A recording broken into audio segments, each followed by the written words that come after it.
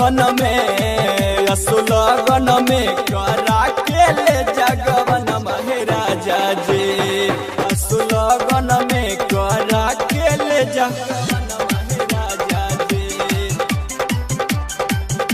जगवन महाराजा जी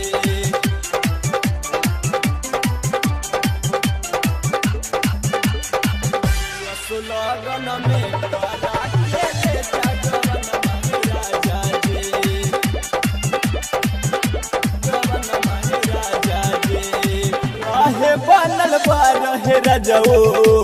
तना कठोर हो लोरा बेस भर जाला ओढ़नी के कोर हो ओढ़नी के कोर हो काहे बनल बारहे रजो तना कठोर हो लोरा बेस भर जाला ओढ़नी के कोर हो तुहरे के सजियो पर खोजे जो बना महाराजा जी अब तक तुहरे के सजियो पर खोजे जो बना महाराजा जी सुलगन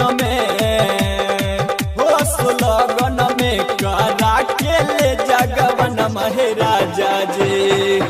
सुलगन में करा के ले जगवन महाराजा जी सुलगन में करा के ले जगवन महाराजा जी जगवन महाराजा जी सुलगन में करा के ले जगवन महाराजा जी जगवन महाराजा जी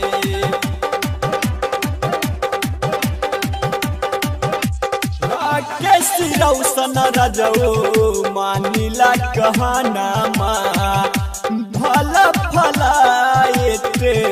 आजा हो सजना आजा हो सजना कैसी रौसन रजो मानिला कहना भला भला आजा हो सजना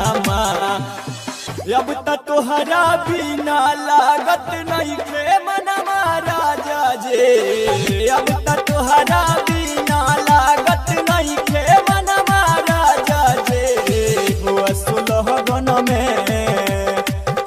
सुलगन में करा के ले जगवन महाराजा जी सुलगन में करा के ले